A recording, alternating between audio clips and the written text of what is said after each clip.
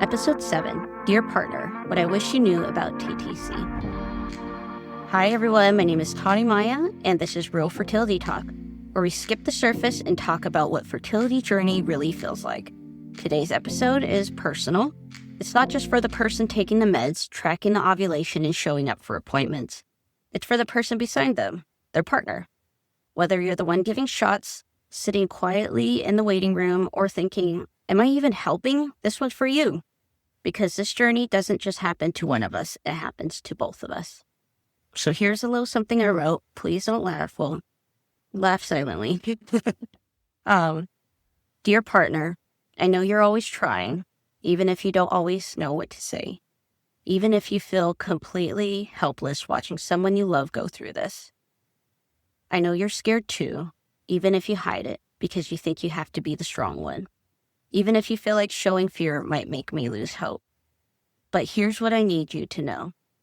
This isn't just my fight, it's ours. And if we don't talk about it, it doesn't just go away. It can build quiet walls between us, brick by brick. I wish you knew what I wish you knew. I wish you knew that when I cry after a negative test, I'm not giving up. I'm grieving this month. I'm mourning another cycle gone. I wish you knew I don't always need a fix.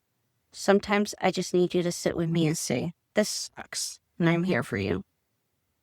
I wish you knew that I still want closeness, but sometimes sex started to feel like a job, and I hate that. But that doesn't mean I've stopped needing you or wanting us. I wish you knew I'm grieving things I haven't even lost yet. Time, hope, the version of life I thought we'd be living by now. And I wish you knew that you're allowed to grieve too. You don't have to be the one holding it together all the time. All right, that's it. So here's a little story time. When my husband and I were in the thick of trying, we coped in completely different ways.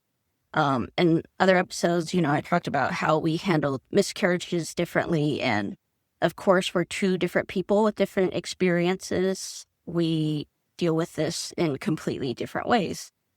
So I'm the type A person. I was the spreadsheet, cycle chart. I was late night Googling, talking to all my friends that are experts, reading all the books I can get my hands on. I was the don't talk to me unless you brought snacks kind of stress. And he was the fixer. He wanted solutions. He wanted to take away my pain and to get us to the happy ending faster. And every time he tried to fix it, I felt more broken and honestly a little annoyed because I didn't need fixing. I just needed him to be there for me.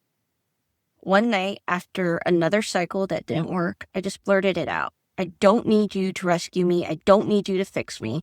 I just need you to sit here while I figure out how to breathe again, or just grieve.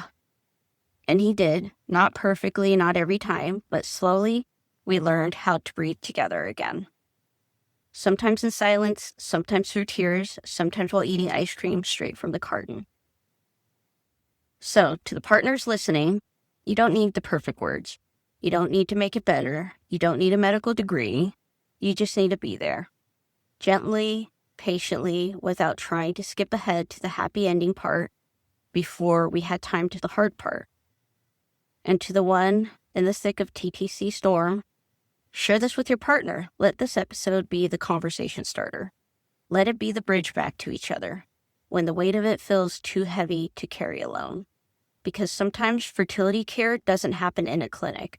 It happens in the quiet moments between you, in the way you hold each other's hands, in the way you keep showing up, even when you don't have answers. It's being there for each other.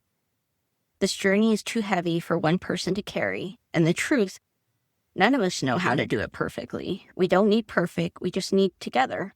So whether you're the partner, the patient, or both, I see you. I'm with you. And I'll see you next time on Real Fertility Talk.